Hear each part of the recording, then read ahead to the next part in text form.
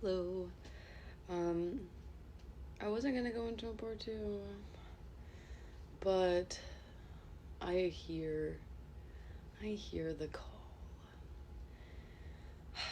Where part two is going to be kind of like something they want to say to you, because I did say something about a truth, and I think in due time you're gonna receive it from them specifically that aligns more with what they're thinking, particularly like in your situation, rather than just a collective. So to just be very upfront. Please use your discernment. Take what aligns. Do not make things fit.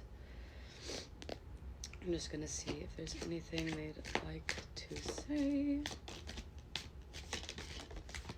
Please don't piss me off. We have the Lovers, the Knight of Cups, and the Two of Coins. So yeah, they're really because I said in the first part that there was almost like this spiritual feeling, and they feel very drawn towards you. They feel very pulled to you. Um, yeah, please just don't make this fit. It's because they still want to offer you something. And like, as I'm kind of saying this, I do feel a little annoyed. Um, yeah, it's just a little too late. What is that song? It's just a little too late, a little too wrong, and I can't wait. You know all the right words to say. You know it's just a little too late. I think I said some of those words wrong, but I felt like, oh my gosh. Okay, if you know, you know. But that's almost kind of like this feeling for you. But it's like this person has been really contemplating over the fact that they still want to offer you something. They still feel really connected to you. They feel like, yeah, like you're their reflection.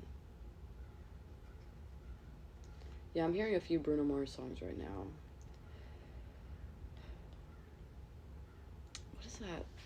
So, Talking to the Moon by Bruno Mars and Die with a Smile came through. And Talking to the Moon is essentially like it's like the part where he's like, I'm talking to the moon, trying to get to you. I'm hoping you're talking to me too. Or am I just a fool talking to the moon? And then Die with a Smile is very much about like someone who doesn't really want to lose you. Yeah. Wherever you go, that's where I'll follow. Um, oh my god, this sadness is so deep. But this person just still feels really connected to you, but they don't know what to do about it. With the Two of Pentacles, like they're really not quite sure, because this is also kind of giving me an energy of like someone who's like, I can't like be with you. I need to focus on myself, like that cliche thing, which kind of shows you that someone can't really stick through the hard times with you. They're not really trying to grow with you. They're escaping and avoiding. Um,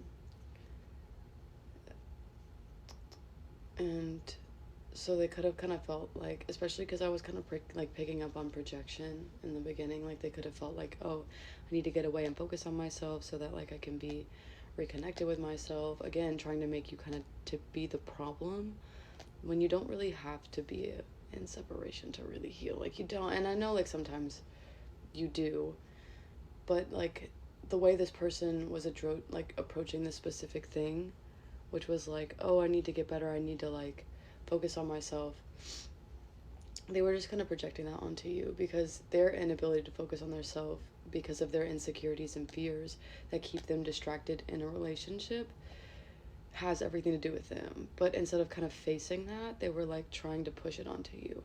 So I do think, especially, well, I would say the separation actually, if you're with somebody, this is not your thing. But the separation was necessary because like they couldn't have grown with you, but they weren't even in a space to be able to admit the truth behind that.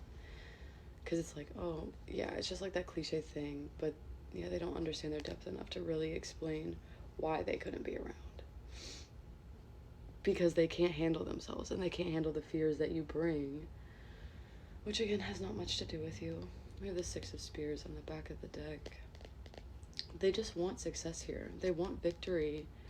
They want things.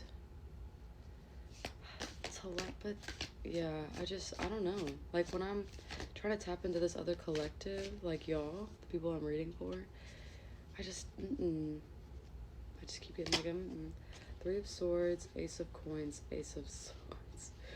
That's crazy. So we have all the aces out at this point.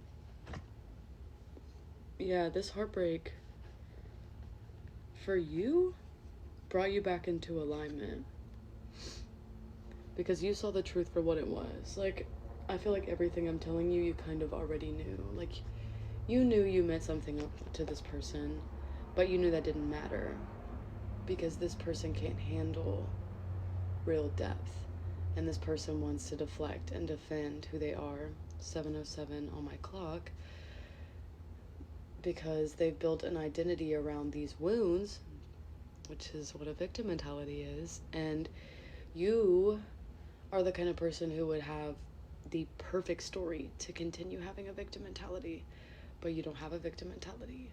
You're free. You're the Queen of Spears.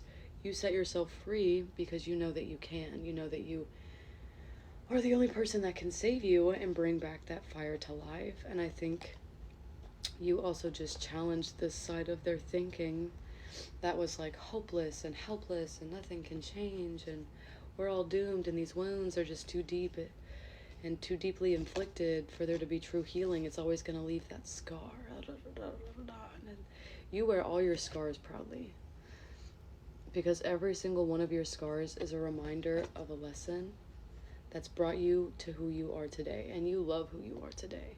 Queen of Spears, baby, you're confident, you're sexy in yourself, you're very adjusted and well accumulated to your own energy. Oh, we have the Sun and the Ace of Spears and the Star. So yeah, I just feel like you're like, no, I kind of like learned my lesson here. I've been doing better. I've been growing. I've been healing from this betrayal, from this hurt that you inflicted on me. So y'all are kind of in different energies. Yeah, you're just following like truth. And it seems like you're getting closer to God, but they are too.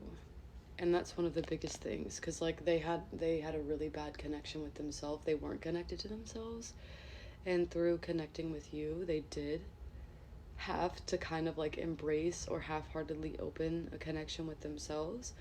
And now in the separation, they are much more connected with themselves, which is opening up that channel to spirit, opening up that channel to God, which I think is also part of why they do feel like divinely tied to you, because you are very tied to their spiritual awakening.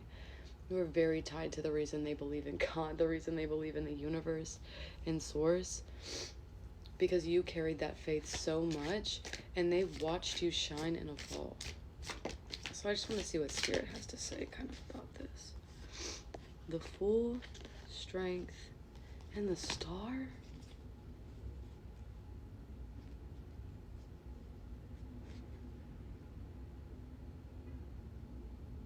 That's what Spirit wants to say about this connection?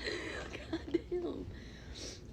Yeah, this was bringing you back home to yourselves and to the strength that growing up the world didn't properly nurture or teach you. This could be like parents not showing up for you or like nurturing you in a way that's respective to who you are, truly.